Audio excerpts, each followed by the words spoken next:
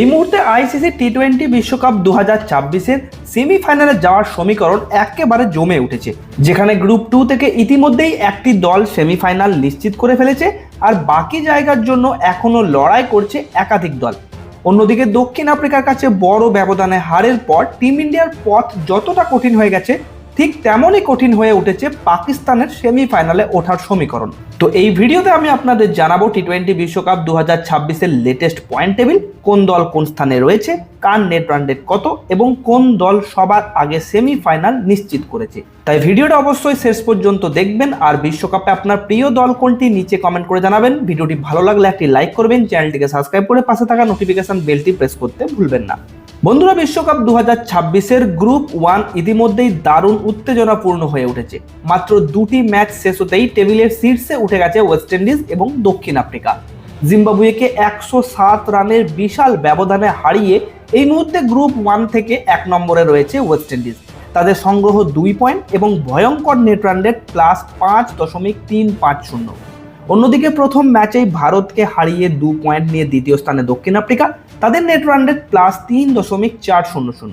ফলে সেমিফাইনালের দৌড়ে নেট রান রেটের দিক থেকে অনেকটাই এগিয়ে রয়েছে এই দুটি দল।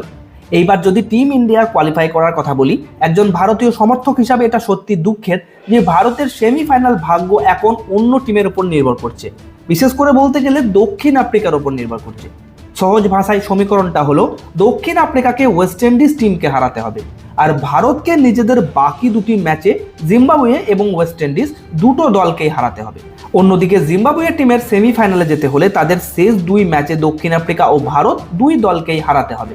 এখন আগামীকাল অর্থাৎ 26 ফেব্রুয়ারি রয়েছে দুটি গুরুত্বপূর্ণ ম্যাচ, দক্ষিণ আফ্রিকা বনাম ওয়েস্ট ইন্ডিজ এবং ভারত বনাম জিম্বাবুয়ে।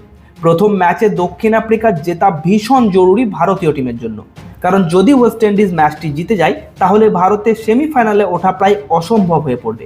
অর্থাৎ কাল ওয়েস্ট ইন্ডিজ হারলে ভারতের সামনে 1 মার্চ ওয়েস্ট ইন্ডিজকে হারিয়ে কোয়ালিফাই করার বড় সুযোগ তৈরি হবে। আপনাদের কি মনে হয় এই গ্রুপ থেকে কোন 2 দল সেমিফাইনালে যাবে? কমেন্ট করে অবশ্যই জানাবেন। এবার বন্ধুরা গ্রুপ 2 এর কথা বলি। এই গ্রুপে রয়েছে ইংল্যান্ড, নিউজিল্যান্ড, শ্রীলঙ্কা এবং পাকিস্তানের দল। ইতিমধ্যেই একটি দল সেমিফাইনালে জায়গা পাকা করে ফেলেছে আর একটি দল টুর্নামেন্ট থেকে বিদায় নিয়েছে। হ্যাঁ বন্ধুরা, ইংল্যান্ড ইতিমধ্যেই সুপার 8 থেকে সেমিফাইনালে কোয়ালিফাই করে গেছে। দুর্দান্ত পারফরমেন্সের মাধ্যমে তারা শীর্ষস্থান দখল করেছে। অন্যদিকে শ্রীলঙ্কার জন্য এবারের বিশ্বযাত্রা এখানেই শেষ। একাধিক ম্যাচে হারের কারণে তারা আনুষ্ঠানিকভাবে ছিটকে গেছে সেমিফাইনালের দৌড় থেকে। তাহলে এখন প্রশ্ন একটাই, ইংল্যান্ডের সঙ্গে সেমিফাইনালে যাবে কে, নিউজিল্যান্ড না পাকিস্তান? চলুন দেখে নেওয়া যাক পুরো সমীকরণ। প্রথমে নিউজিল্যান্ডের কথা বলি। নিউজিল্যান্ড যদি তাদের বাকি ম্যাচ জিতে যায় তাহলে কোনো সমীকরণ লাগবে না, সরাসরি সেমিফাইনালে পৌঁছে যাবে তারা।